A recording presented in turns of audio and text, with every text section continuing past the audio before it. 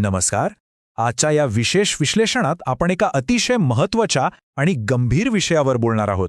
आगामी खरीप हंगामावर सध्या एक मोठं दुहेरी संकट घुंगावतंय.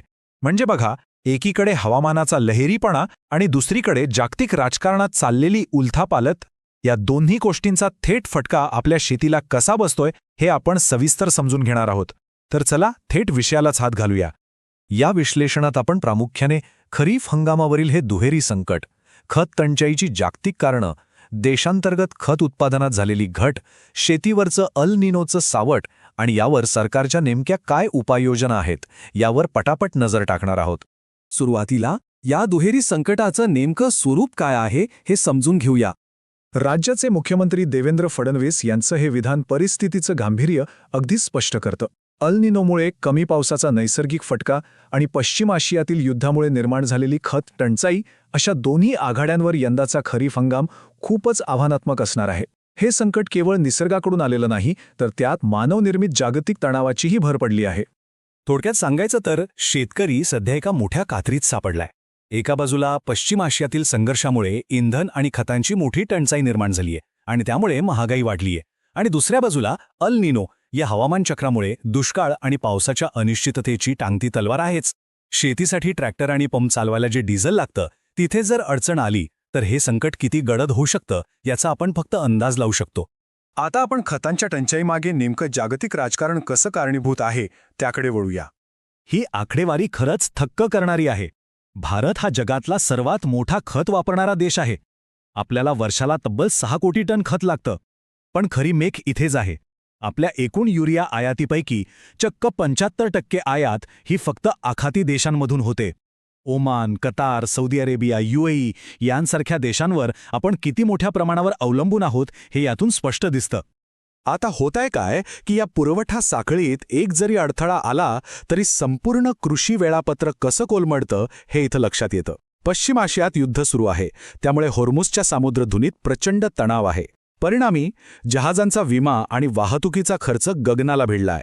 युरिया आणि अमोनियाची मोठी आयात याच मार्गाने होते, आणि नेमकं मार्च ते जून या खतांच्या सर्वाधिक मागणीच्या काळातच हे घडत असल्याने आयातीत विलंब होतोय आणि किमतीही वाढल्यात.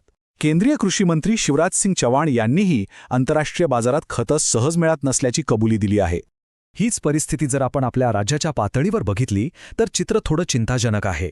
केंद्राने राज्याच्या खरीप हंगामासाठी 48.80 लाख टन खत मंजूर केले खरं, पण सध्या प्रत्यक्षात फक्त 25.49 लाख टन साठा उपलब्ध आहे.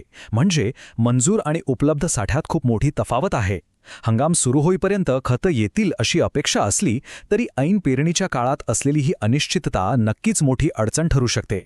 जागतिक पुरवठा साखळीवरून आता आपण देशांतर्गत परिस्थितीकडे येऊया, जिथे खत उत्पादनात मोठी घट पाहायला मिळते. इथे एक गोष्ट लक्षात घेण्यासारखी आहे, ती म्हणजे आपल्या देशात खतांची एकूण वार्षिक गरज जवळपास 380 लाख टन इतकी आहे. पण आपलं देशांतर्गत उत्पादन फक्त 300 ते 315 लाख टनांपर्यंतच मर्यादित आहे. ही जी मोठी तूट आहे ती भरून काढण्यासाठी आपल्याला नेहमीच आयातीवर अवलंबून राहावं लागतं. आणि जेव्हा जागतिक पुरवठा साखळीत बिघाड होतो तेव्हा आपलं हे अवलंबित्व आपली सगळ्यात मोठी कमजोरी बनतं. आणि इथेच आणखी एक छुपी अडचण समोर येते. युरिया बनवण्यासाठी अमोनिया लागतो, आणि अमोनियासाठी लागतो LNG गॅस. भारत आपल्या गरजेच्या तब्बल 60% LNG आयात करतो. आता आंतरराष्ट्रीय बाजारातील तणाव आणि इराण-अमेरिका संघर्षामुळे LNGचा पुरवठाच विस्कळीत झालाय. कच्चा माल इतका महाग झालाय की आपल्याकडच्या अनेक खत कंपन्यांना त्यांचं उत्पादन मर्यादित करावं लागलंय, किंवा काही प्रकल्प तर थेट बंदच ठेवावे लागलेत. याचा थेट परिणाम म्हणजे हा अत्यंत धक्कादायक आकडा. मार्च 2026 मध्ये देशांतर्गत खत उत्पादनात चक्क 24.6% इतकी प्रचंड मोठी घट झाली आहे. एप्रिल 2012 नंतर एकाच महिन्यात झालेली ही सर्वात मोठी घसरण आहे. गेल्या 13 वर्षात पहिल्यांदाच उत्पादनाचा आलेख असा खाली आलाय. हे खरंच खूप गंभीर आहे. या आकडेवारीवरून परिस्थितीचं गांभीर्य अधिक स्पष्ट होतं. रॉक फॉस्फेट आणि LNG सारख्या कच्च्या मालाच्या किमती वाढल्याने युरिया, फॉस्फरस आणि पोटॅश या सगळ्यांच्याच उत्पादनाला मोठा फटका बसलाय. विशेषतः DAPसाठी लागणारं रॉक फॉस्फेट आपल्याला आयातच करावं लागतं. कच्च्या मालाचा हा तुटवडा इतका गंभीर आहे की अगदी संयुक्त राष्ट्रांच्या पातळीवरही भारताला याबद्दल चिंता व्यक्त करावी लागली आहे.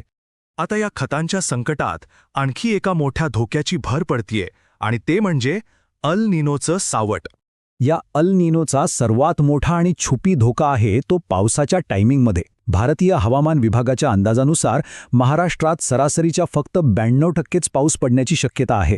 त्यातही मराठवाडा आणि विदर्भाला सर्वाधिक धोका असू शकतो. सुरुवातीला म्हणजे जून-जुलैमध्ये चांगला पाऊस पडेल आणि सगळं सुरळीत वाटेल. पण नेमकं ऑगस्ट आणि सप्टेंबरमध्ये जेव्हा पिकांना पाण्याची सर्वात जास्त गरज असते तेव्हाच पावसाचा मोठा खंड पडू शकतो. हा ड्राय स्पेल पिकांसाठी अत्यंत घातक ठरू शकतो. आणि ही धोक्याची घंटा फक्त आपला हवामान विभागच नाही तर अमेरिकेची नोवा ही संस्था देखील वाजवत आहे. त्यांच्या मते अल निनोचा भारतीय मान्सूनवर खूप मोठा परिणाम होऊ शकतो.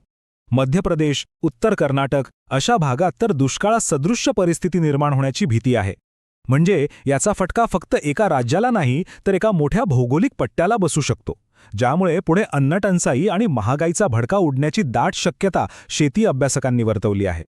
पण आता या दुहेरी संकटावर मात करण्यासाठी सरकारी पातळीवर नेमके काय प्रयत्न सुरू आहेत ते पाहूया.